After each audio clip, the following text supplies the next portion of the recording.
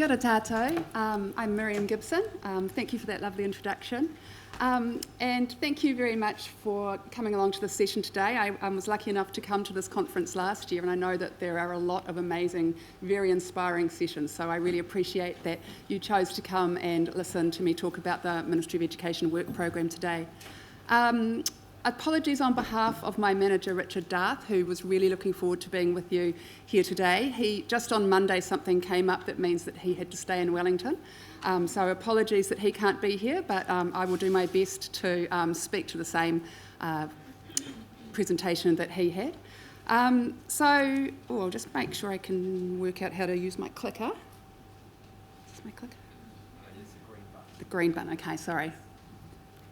Oh, there we go, great.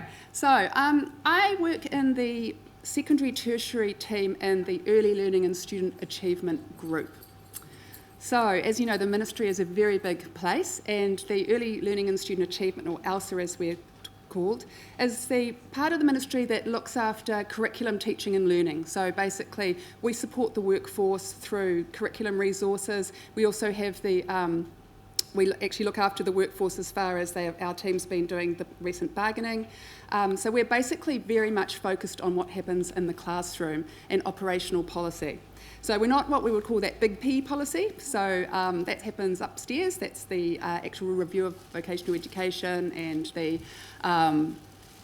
the NALP and tomorrow's skills. That all happens in our policy teams, but we actually take that policy and work through what that's actually going to look like in the classrooms and how that's going to be implemented. So today I'm going to talk to you about some of the key work in our group that I think is most relevant to you as careers and transitions educators. We're going to talk about the School Leavers Toolkit, very dear to my heart. Some of you might have been here in Auckland last year when my colleague Margaret McNee and I presented on the School Leavers Toolkit. We were very much at the beginning of our journey, and a lot's happened since then. The NCEA review and where we're going with that. The review of achievement standards, which is one of the main ways we're going to be implementing some of the review findings. We're going to talk about vocational education in schools and how that links to the ROVE. Some cross-agency work, including what's happening with drivers' education, which I know last year a lot of you were really interested in. And how you can contribute and feed into this work. So I'm hoping that we'll have plenty of time for questions at the end. I'm going to kind of take you on a whirlwind tour. I do believe the Minister Hipkins is coming to talk to you tomorrow, so I need to leave some sort of good stuff for him to talk about. So, so there will be some things that I will not address. So those big tomorrow's schools and that, I'll leave that for him. But yeah, we'll crack into it. Okay, so last year I came and talked about the School Leavers Toolkit. We were just sort of in the middle of doing a lot of engagement with schools then and finding out what was happening on the ground. And what we did find, of course, was that where great stuff was happening in schools to support young people transitioning, it was pretty much mostly led by career and transition educators. So we were pretty much sort of preaching to a room full of the converted last year.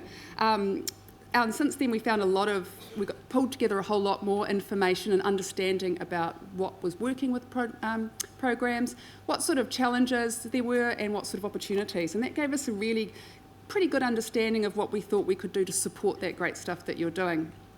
So for those of you who haven't heard of the School Leavers Toolkit, it was a pre-election manifesto commitment coming out of the Future of Work research that the Labour Party did. It was a commitment to make sure that all young people have an understanding of civics education, financial capability, employability skills, and through our engagement with schools, students also told us that wellbeing was the number one thing that they wanted. And I know that those of you who work with young people every day, well, this is not new to you. So we've put that in the toolkit, and of course that came out of our larger Kōrero Mātauranga work program last year with the summits, and that was the number one sort of theme that came through. So we sort of thought we'll take a two-pronged approach with this. We want to support schools to continue to grow and offer the programs that they're already doing. So whereas there were a lot of good programs happening in schools, they did tend to be for a smaller cohort of school students because of limited resources and sort of dealing with those students with the most immediate need. So we're looking to see how we can spread that and make that an olive cohort. We've got a few really great examples. I've got one case study up on the website at Hauraki Plains where they've got a great olive school program.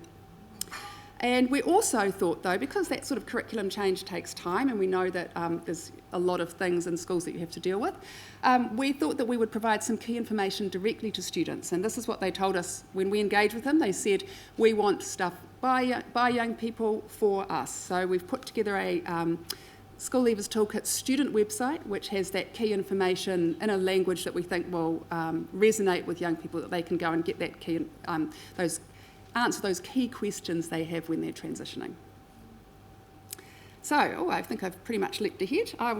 We've also got, so what we've achieved since I last saw you is that we have developed a website for teachers. This is pretty basic. It's just sort of pulling together all the English medium resources that we found during a desktop stocktake.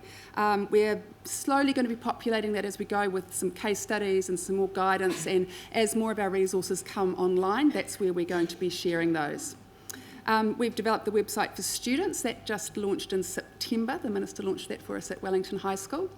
That's the one-stop shop for life skills for students, and that sits alongside the just refreshed Study It website you might be familiar with, which is a NCA English, Maths and Science study site. We've also got some things that are about to come online. So next week we're hoping to take delivery of our civics education resources for use with students from Year 7.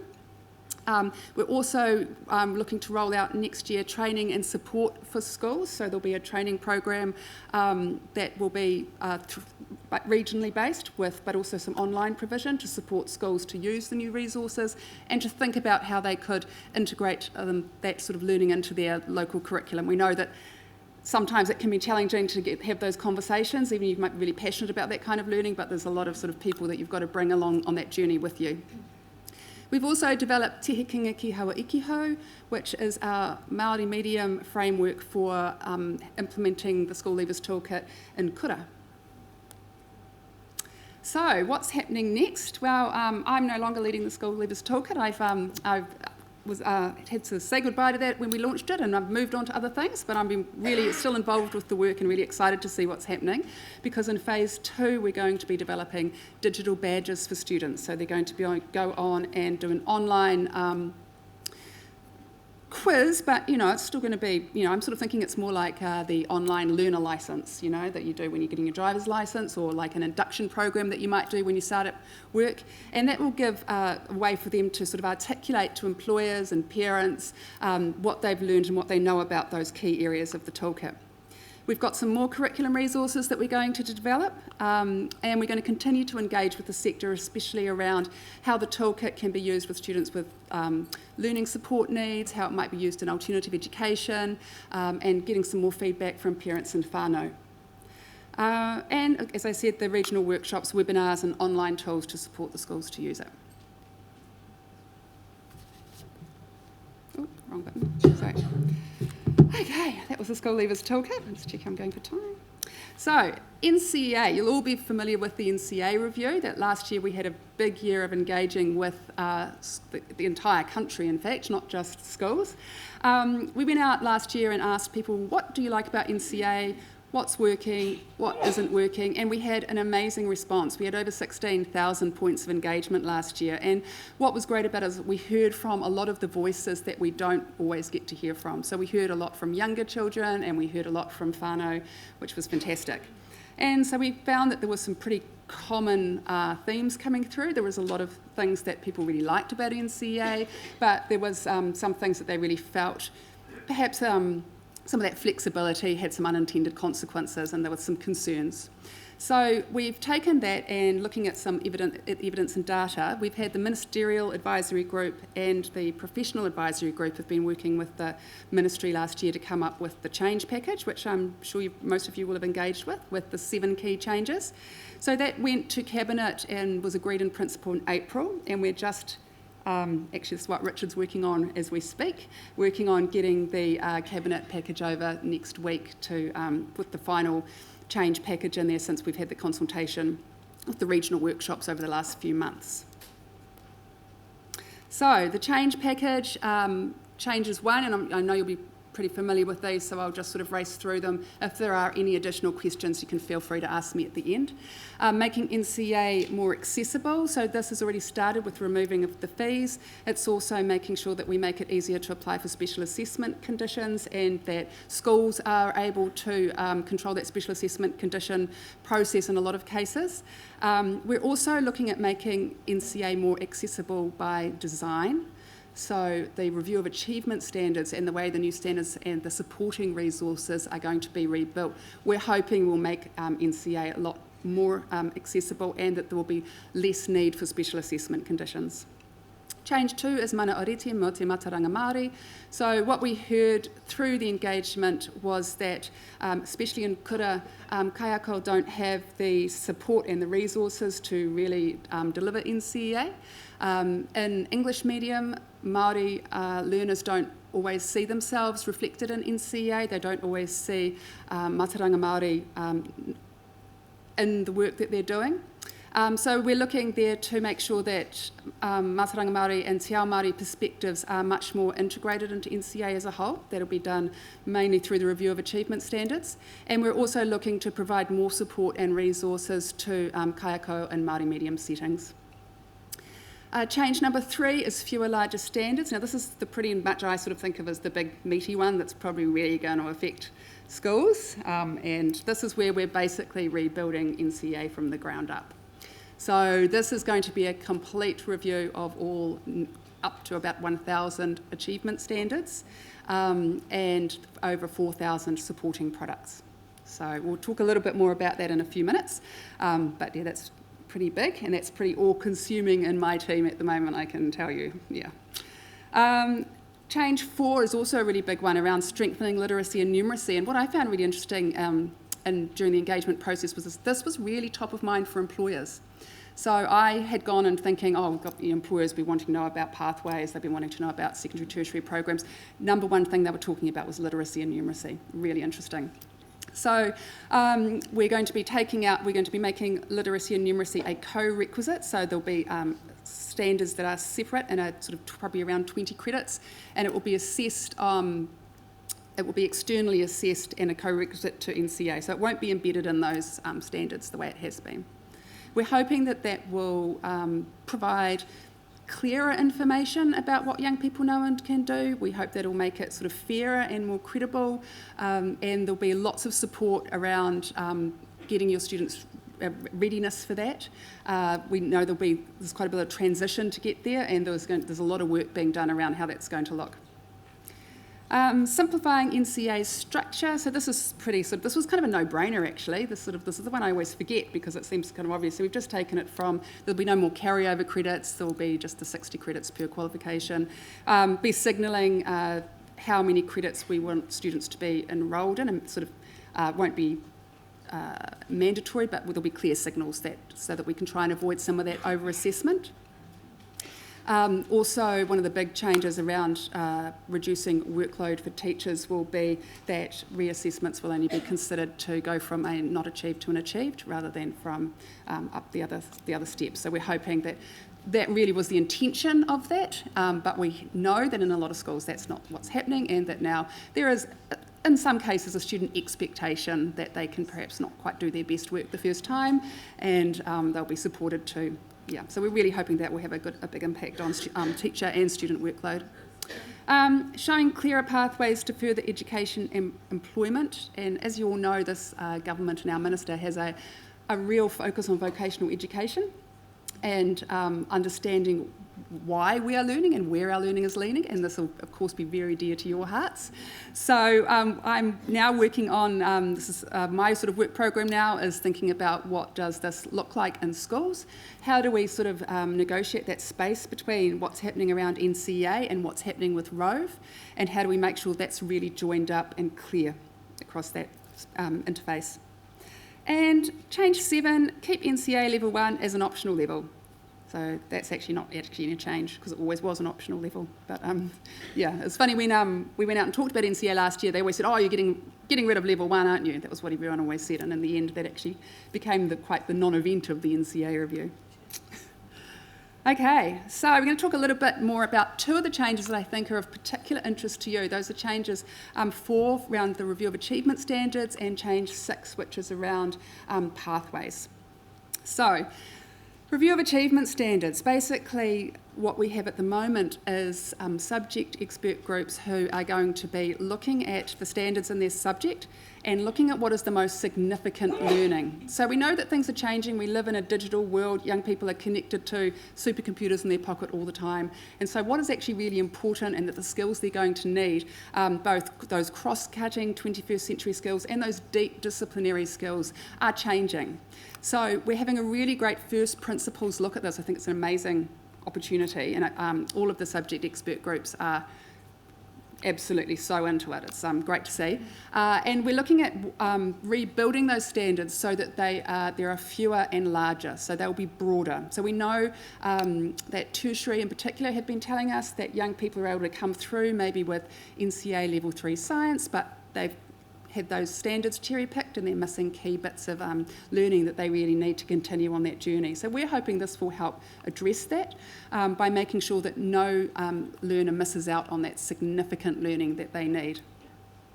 So there has been a little bit of sort of confusion around sort of the next 2 points. The first one is the number of credits available from internally and externally assessed standards.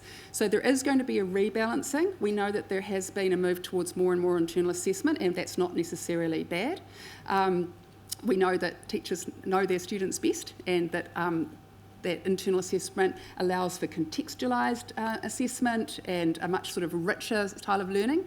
So the first thing is that when to note is that when we're talking about external assessment in the review, we're not necessarily talking about exams.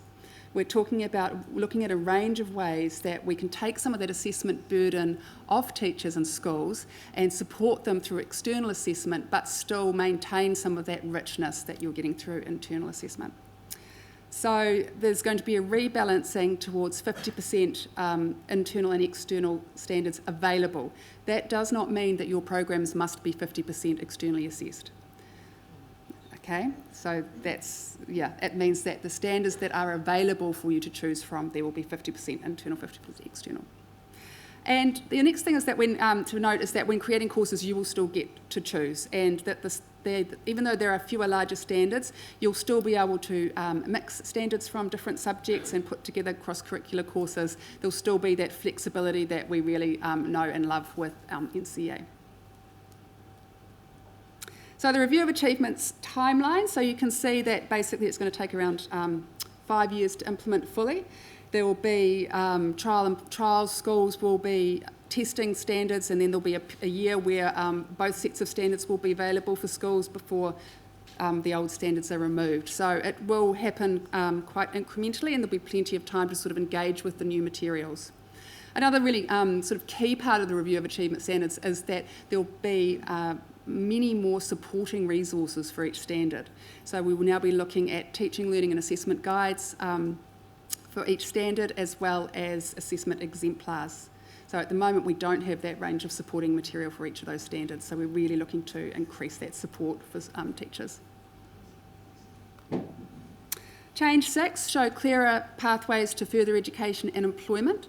So there's a few things that we're doing here. We're going to be developing a vocational entrance award, and we're still in the very early stages of that, and we've sort of developed some high-level principles that we've just started sort of testing with people. So this is basically come out of the sort of need to articulate what's happening for those students who are not going to university, and as we know, that's around 70% of our graduates not going to university. So we want to have something that helps signal, that clearly signals to tertiary that they are ready for that next level of vocational learning, and we also want something that's going to help us to organise that connection between schooling and tertiary and the workplace. So we already have some great tools like the vocational pathways, so this will be complementing that rather than replacing that. Alongside the Vocational Entrance Award, we'll be looking at how those two things can work together. But we did a review, we did a evaluation, not a review, of the vocational pathways last year, and the value of those really is in course articulation and putting programs together. They really help to organise that, and we want to make sure we can take the best parts of that and marry those together with a vocational entrance award to sort of really re-look at what good looks like in vocational education in schools. Through the review of achievement standards, we're working really hard to make sure that achievement standards are much more vocationally friendly. So what we would like to see is more vocational courses that include a mix of achievement and unit standards. So unit standards are awesome, they're contextualised, they're really applied, they're the knowledge that industry values. That's great, but we would also like to be able to see a little bit more courses that include combinations so that we can make sure that young people are still getting that key foundational learning and that they're still able to move between pathways if they're not quite sure exactly what it is they want to do. There's going to be a graduate profile for each level of NCA, and this is one of the few things that came out of the regulatory review. So as you know, with New Zealand certificates, they all have a graduate profile. So as a New Zealand certificate, NCA also needs to have graduate profiles. So this is pretty much just building on sort of what is the purpose of level 1, what is the purpose of level 2. So those will be developed. And there's going to be a light touch redesign of the record of achievement. Another thing that particularly employers told us was that the record of achievement was very hard to understand. And they were like, I just want to know if they can read. You know, in the old days, they did school C English and I knew they could read. So while we all know who work in education that actually the record of achievement and the standards-based NCA gives us a really nuanced and rich and fine-grained view of what young people can do, but we know that that's just not really working for parents. As a parent, it doesn't work for me, and employers. So we're looking at what we can do to make that a bit easier. And one of those things will be asking schools to develop a course description. So that's a course description for each course they're offering. That's so that they can tell a little bit more of a story. At the moment, you know, you give it a title, you know, but maybe just expanding that to a few more sentences so that if the employer is looking at the course description, they can see, okay, I get what the important stuff was in that course. And there's also going to be course endorsements for achieved grades. So that will mean that potentially, at the moment, you haven't been able to get course endorsement for courses that involve unit standards, but this potentially could change that. Okay, this is definitely a marathon tour. Thank you very much for your attention. Schools and the reform of vocational education. So as we all know, one of the biggest changes in education that's happening is the reform of vocational education, and there's some massive changes in tertiary and with our industry training organisations around that. So the overall vision of the ROVE work program is that vocational education is more connected to work. So that's the basic idea, is that if you're studying a vocational course, you need to understand how that's going to be applied in the workplace. So with that in mind, we're looking in schools to think about how we can support schools to make sure that young people are prepared for a vocational pathway. That's small v, P, not big B, big P.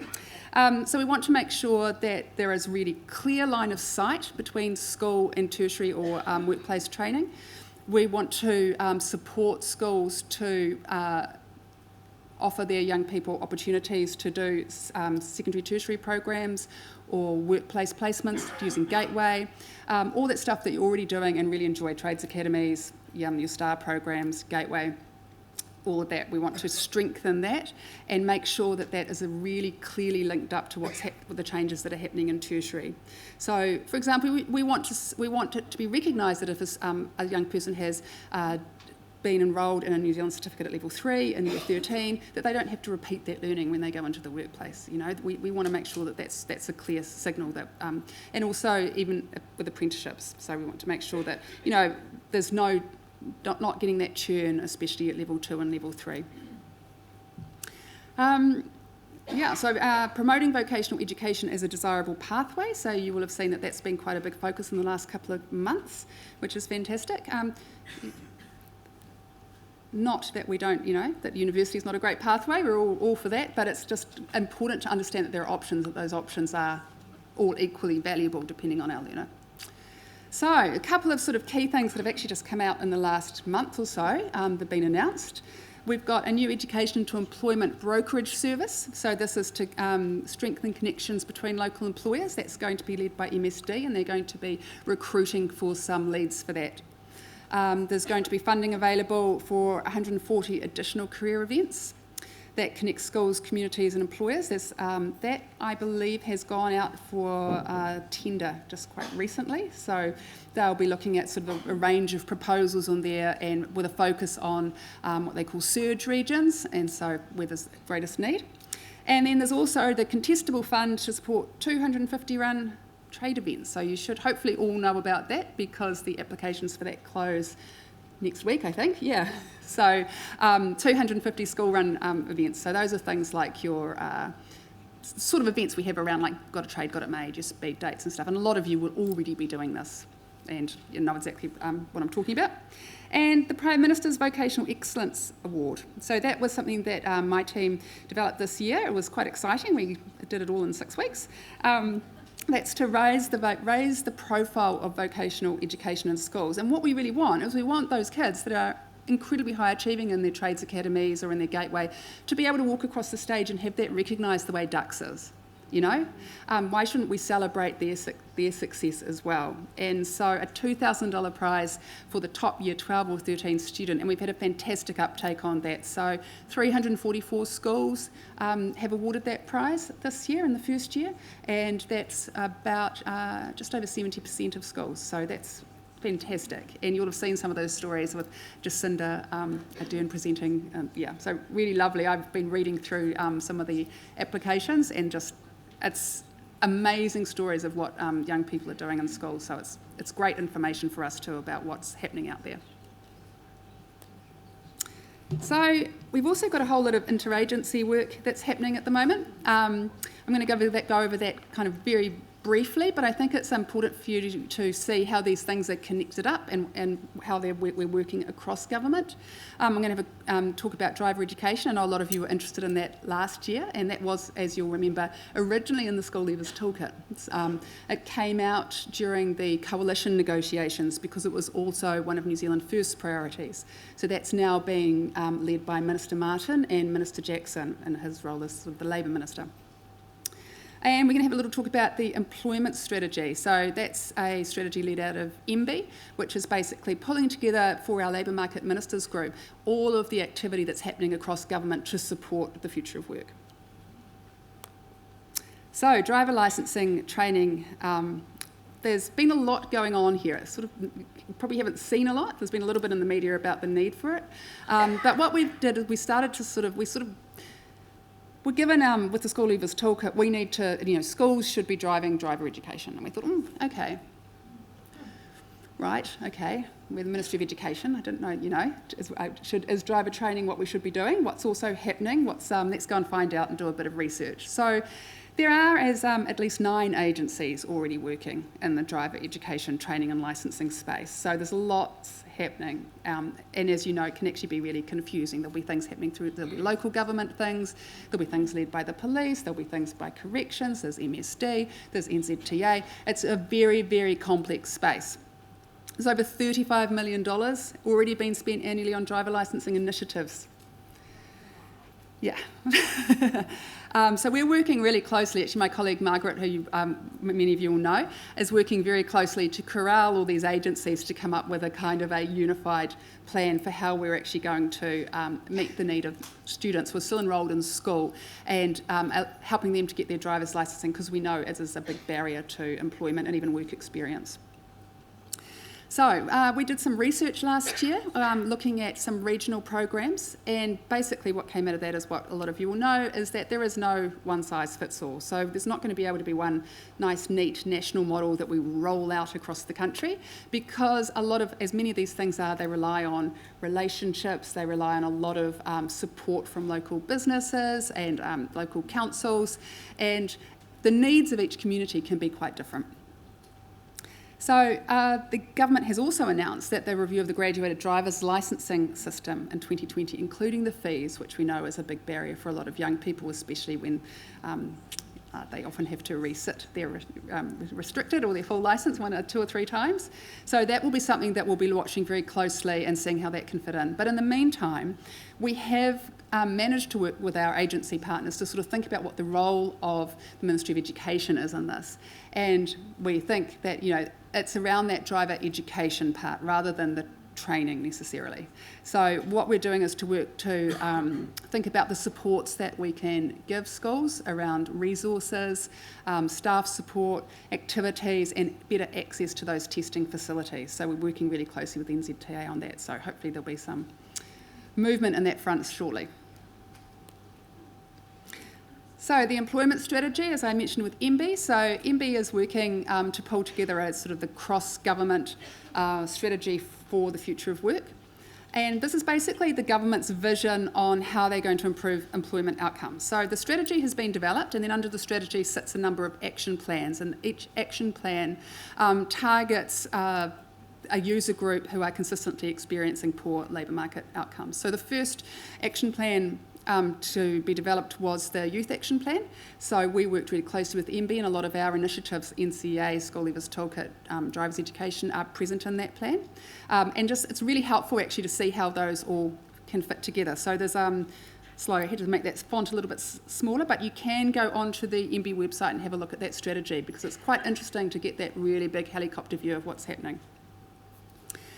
So as long with young people, they have also just been working on the disabled people action plan, Māori, Pacific people, older workers and job seekers, refugees, recent migrants and ethnic communities. So there's a lot of overlap in these. Obviously, there's a lot of overlap when we were developing the plans between the youth employment one and the disabled persons one, so there's a lot of crossover and a lot of stuff that's happening in the education around the learning support strategy. A lot of those things are addressing both of those. So we're working with MB to keep that joined up.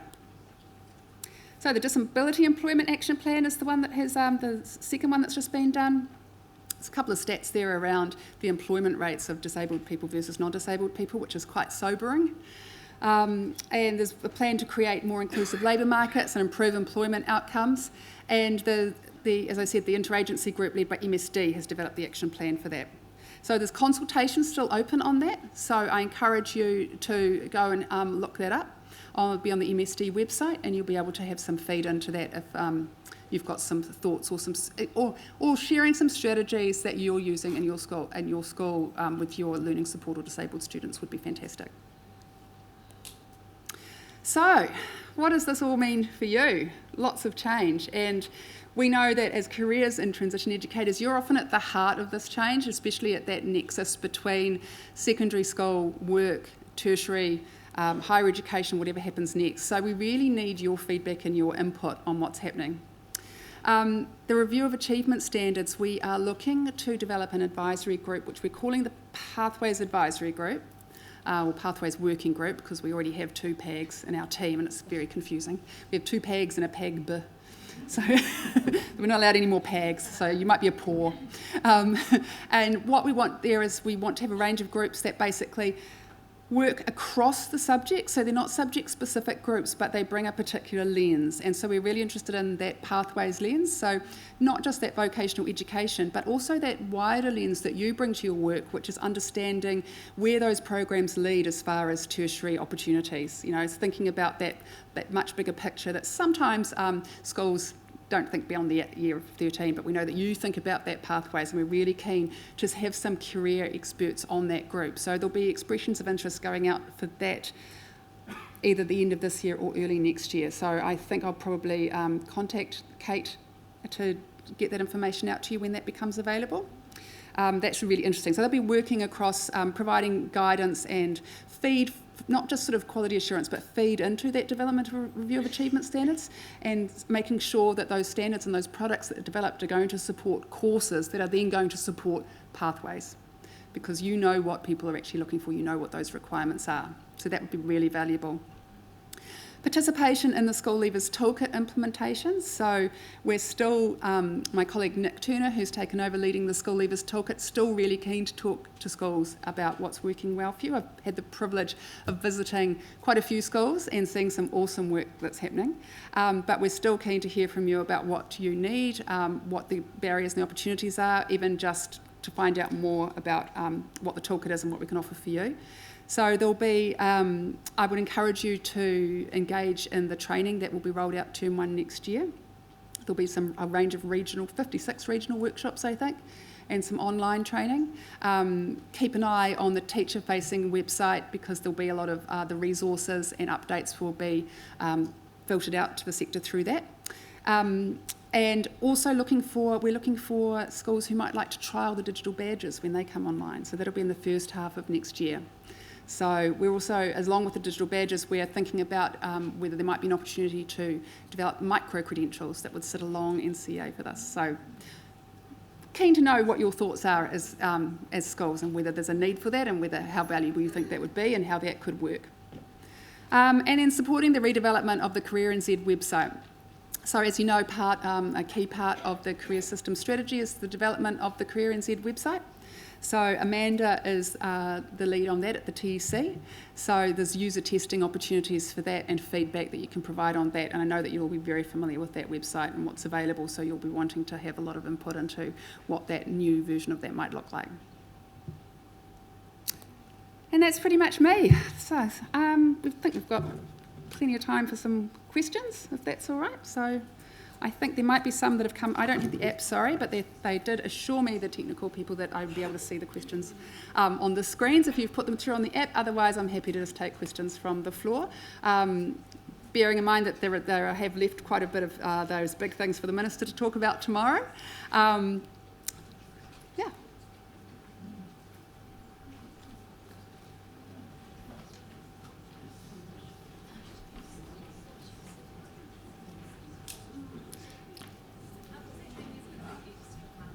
Sorry? Will there be extra funds that are put into the area for careers and vocational? So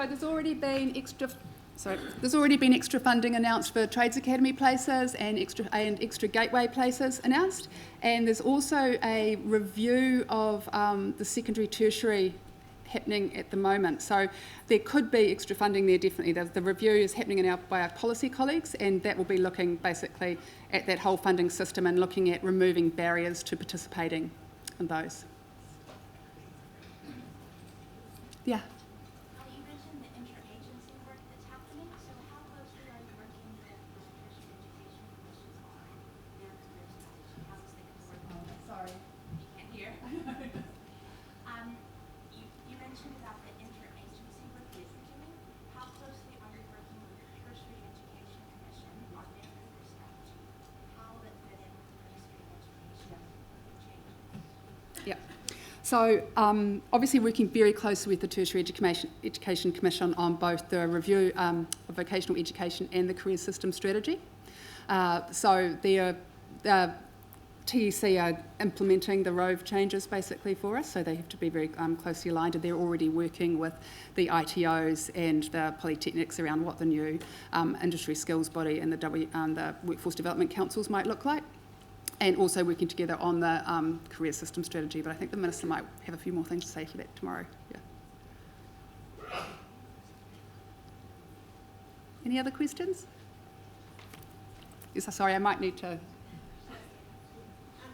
What gateway is a requirement for 23 minutes per learner? So how do you see that working if there's only 20 credits offered in the subject test? I think Gateway will be one of the things that's looked at in that review of the secondary tertiary programs. And so I think basically we've learned in the last 2 years that everything is up in the air. And I think we're probably also going to be looking at at other options to include workplace learning in programs. So I think that there will, while I can't say definitively that there are changes coming in that area, I think that they will definitely be looked at as part of that program, very much at the start of that policy review now. So I think that if you wanted to feed into that, that would be fantastic. And if you go on the Education Conversation website, there is, if you look under, there's a big range of all the different reviews that are happening. Have you been on that website? And you can see, and you can click on like NCA review or click on secondary tertiary policy, and then it'll tell you how you can provide feedback and on the consultations.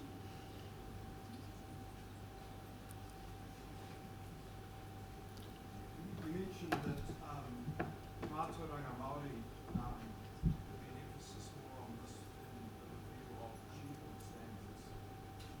In what way will that be apparent?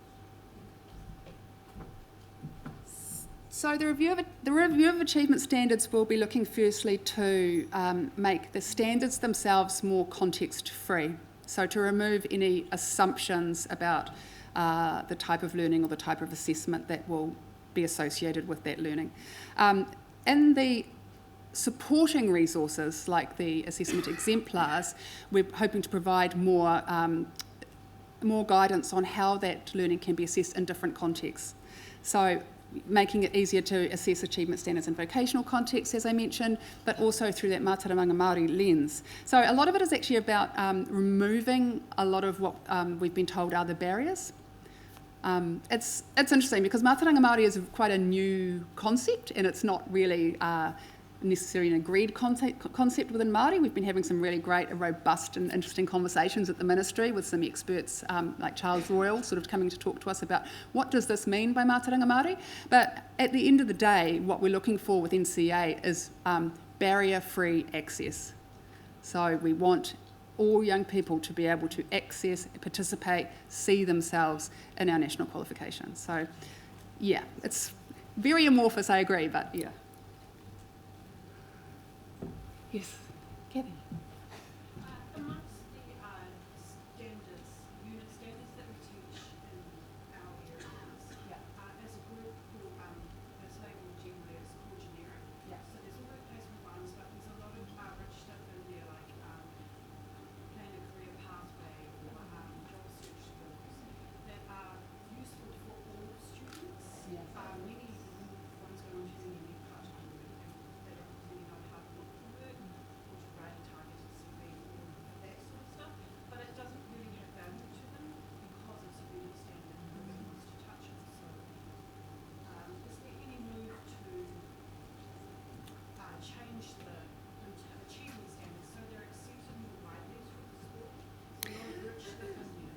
Yes, there is. And actually this also speaks to your point about Mātauranga Māori. So we know that while working with unit standards, we know the value of them, but we know that there is often they're perceived as of lesser value than achievement standards. So what we're looking at, up until now, the criteria for whether a body of learning became an achievement standard was it derived from the curriculum.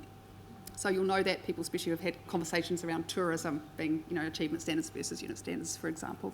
And so one of the things we're looking at is there some bodies of learning that may be at the moment unit standards that we could shift over into achievement standards? And when it comes to Mātauranga Māori, I think Māori Performing Arts is one of those that we'll be looking at, and Pacific Studies that potentially at the moment can't be assessed through achievement standards. And we don't see that as equitable. And so I think those standards, those core generic that you were talking about, Kathy, they will be looking at those.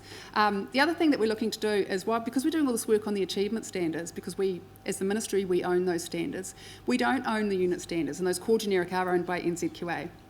But we want to work with the new workforce development councils, or whatever they end up being, to take all the learning that we've had about in the review of the achievement standards and support them to look at what unit standards there are available for use in schools, because we know especially at level 3 it can be quite challenging to find standards to put good programs together. So yes, there is a lot of work happening there, and we're really keen for your feedback around what's working. I would also even argue that work experience is really valuable for a student, and it doesn't get traction unless you get Yeah, absolutely. And there's a lot, it's interesting talking to some of the ITOs about, we're sort of thinking around this vocational entrance award. It seems that to say that you're ready for the next steps in vocational education, it would seem sort of that you would need to be able to say that you have your work ready, that you've had some work experience. However, there are equity issues around that because, of course, we can't control employers and we can't control access to those employers. And we know that relationships and making and maintaining those relationships with employers is incredibly time-consuming and very hard work. As someone who's worked in a PTE and had to get 15% work experience component for all my students, that was the worst part of the year, having to ring all those people and manage all that. So I feel your pain. So yeah, we're definitely, but as I said, the vision of the ROVE program is that vocational education is more integrated into work. So I think there's a lot of thinking that's going to have to be done about how we can support schools to make that happen. Yes. You've mentioned that there's more money, your gateway places and your trades academy places, and all of us need more work for us in the schools. What about the careers advisors? Where do we get the administration time from? Where do we get our extra time to run all these things, organise all these students, etc.? Tell us what's happening now. It's going to be letting us know. Yeah, absolutely, absolutely. And we know that we can't be talking about transition support without talking about the people who do that support on the ground in the schools, absolutely. So there is work going there on there as part of the career system strategy. I suspect that it hasn't been addressed yet because we were probably waiting for the Tomorrow Schools to land and see what would be available as far as infrastructure there. And the education, the ES Education Service agencies, there could be a function where that could be delivered from and what that looks like. But there is work underway. Some of that is budget sensitive. I can't talk about that, but the Minister might talk about that more tomorrow. Yeah, I think the biggest thing is because career education isn't a compulsory part of our curriculum. Yeah. It's competing against NCEA and assessment time that to enable those core general career pathway unit plans to be delivered, there isn't actually the space and time unless those students are doing gateway. Yeah. So in terms of change, it needs to come at the curriculum level validation. Is that in the works? Yes, so arguably it is in the curriculum because it's in the front half of the curriculum. And if but we know that sometimes there is the way that is interpreted, especially once we get to senior secondary and NCA starts to take over, that front half of the curriculum can be lost. So there's some work happening under the curriculum progress and achievement work in another part of ALSA, looking at giving a little bit more guidance to the most important elements of the curriculum. And also, we know, you know that school is in the very devolved system that we have. It's often at the school level that those choices are made. So as a ministry, we don't have a lot of levers to get schools to do things. And we know that there are schools that have done that mahi to have a whole of school approach to careers education, to have a whole of school approach to transition education, and they're making that work. It's about encouraging, supporting, removing the barriers for that. But at this stage, we can't mandate what schools teach, how they deliver the curriculum. Just keeps coming back. The sharing of information across secondary and tertiary seems to be a major hiccup that I keep coming across and it's bothering me. Yeah. TEC have said MOE are in charge of any policy changes around that. Is there any talking around the changes there, or if there will be any modifications to the sharing of information? If a student does dual enroll, say, they only need, the tertiary providers only need an NSN number, okay? But now it's got more convoluted that they want a school stamp on it, and they also want a screenshot that they're enrolled at our school. And I'm thinking, well, hang on, we just gave you a 7-page document that's been signed off by the parents and a high school endorsement. So what's happening is no one's actually managing or overseeing. I can see they're not overseeing that the administration is doubling, tripling in places, and it's crippling when it comes to you've got to stop and do the admin. And when I talk to careers advisors, they'll say, I'm only 0.6. Yeah. And I'm going, is anyone considering that the paperwork can take most of it? 0.6? Yeah, absolutely. And these are the sorts of barriers that are going to be looked at through that secondary tertiary policy review. Yeah, those sorts of barriers, things around the complexity, around the different types of funding, and yeah, all of that will be looked at through that. We're still at the start of that process, so feeding into that process would be really, really valuable with that kind of information. That would be great. Implementation for that? Is that on the implementation plan next year? Not even at the policy work, so nowhere near the implementation yet, but I would say that they'll be looking to track that alongside the implementation of ROVE over the next 3 to 5 years. Karen. Do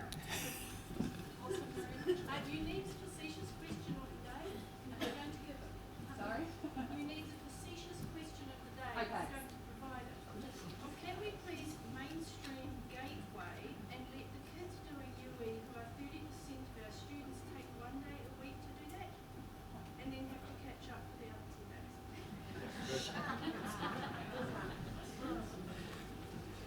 I think that might be something you need to talk to your principal about. How much power do you think we have?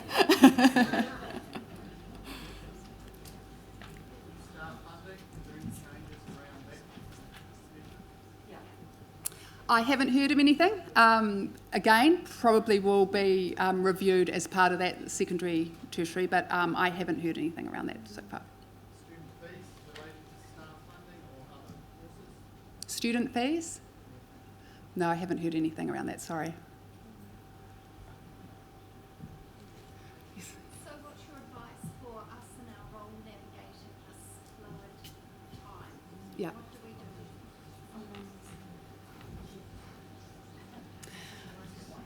I think that what is really important is that you continue to make your, to let the government know the value of what you do. I think that we need to make sure that as careers advisors, you are the people on the ground with the relationships, with the specialist knowledge that actually knit all these policies and programs and initiatives together. And I think it's really important that you continue to feed into this work and that we continue to hear your voices, because, you know, I'm honest with you, sometimes it's a little, you know, in the ministry, it's not always clear what the value, how much value you add. And I think that's really important to continue to make that heard. Yeah. The best way, I think, is to keep an eye on the options for feeding in. So there is, I can tell you that there is a real and genuine desire, an authentic desire to listen to the sector. So that I know that I'm a pretty new public servant, but I can tell by the way, you know, I can see that in the past consultation has been, you know, it's been, yeah, absolutely. And I totally understand that. But I really can tell you, honestly, there is a shift in the ministry. There is a shift across government to actually listen to people and co-design and actually really be responsive.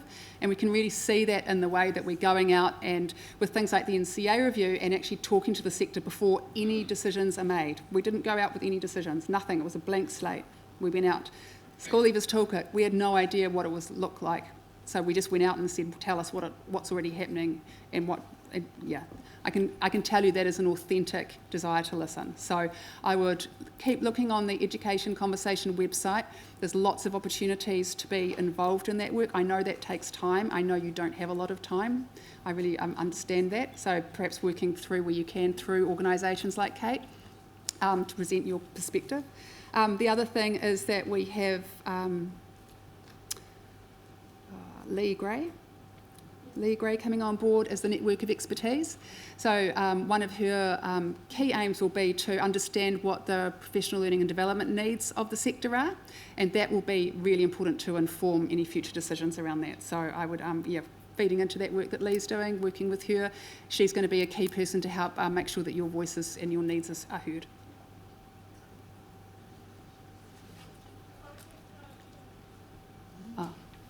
I've been given the thing that there's one on the screen to look at, sorry. How will career advisors in the tertiary sector be supported after ROVE? Will the TEC develop a national employability program?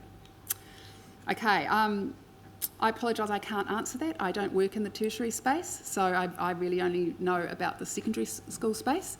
But I would encourage you to go on and ask that question through the Rove part of the education conversation. Sorry.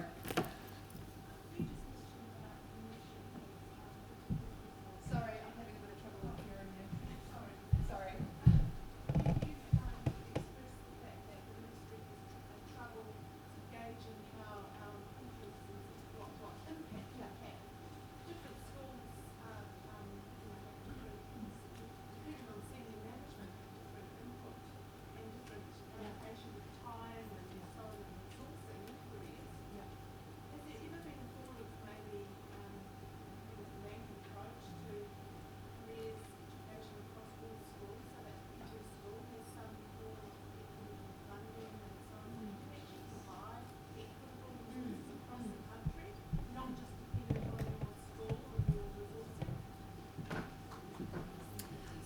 Yeah, absolutely. I think that's the kind of the catch-22. So we don't have a blanket approach, so we don't have blanket reporting, so we actually have no idea what's happening.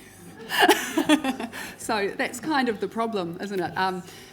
But, you know, in the system that we have, it's school boards are autonomous, and they at this stage get to choose where they prioritise their funding. So I think that probably was thought through in I'm sure the task force for Tomorrow's Schools thought through those sorts of things, and I guess where we've landed with Tomorrow's Schools is that we still want to make sure that autonomy sits with the schools. I think as part of the careers system strategy work, there will be some thinking around how we can get more information about what's happening and what works well in careers, and potentially provide more guidance to schools on sort of what our expectations are. I mean, as you know, there was in the National Administration Guidelines had that, you know, careers education needed to be provided from year 7, and we know that, but, you know, there was no funding from year 7, so yeah, I absolutely understand that there are anomalies there, and I think that I know it feels like it's taking quite a long time to sort of address some of these things, but I think it's because there's a lot of things happening at once, and we need to really kind of try and get an understand of where the whole system's going to land before we can understand what the processes within that system will look like. Yeah. Okay, that's me. Pardon? Yeah, sure. I just want to say something really quickly, is that all right? Hi, sorry, I've just stood up here because I just want to comment on the mood in the room, and the engagement between the Ministry and CATE is better than it has been for a long time, so I hope you find that encouraging. And of course, with our new strategic plan that I quickly read out yesterday, we have outlined that we're advocating for our organisation and for better resourcing and those things, but you'll appreciate we're quite easy to push aside. So what we want from you, as well as talking to Lee and expressing what's going on out there around the country to Lee, you also need to do that to your exec member, so that when we meet up we can fully understand what's going on, and then we can make a plan to both to engage in a constructive way and also to lobby a bit harder if that's what's required. Thank you. I'd just like to thank Miriam for her honest replies to all of your questions, because it's very difficult for her to stand up and give you answers to everything, and tomorrow it'll be a great opportunity for you to ask the Minister. But I think she reflects our theme of our conference, Ripe for Change, because it is about change, and we're all very familiar with that, and these great changes that she's talked about, NCA changes, making it 50-50, working and consulting with teachers more, that's really positive. And the driver education, I have to say, is really positive when I think of my daughter, who is Generation Y and has only recently got her licence and no longer is with Mum's Taxi. So on behalf of everyone here and the Hawke's Bay Committee, thank you very much, Miriam.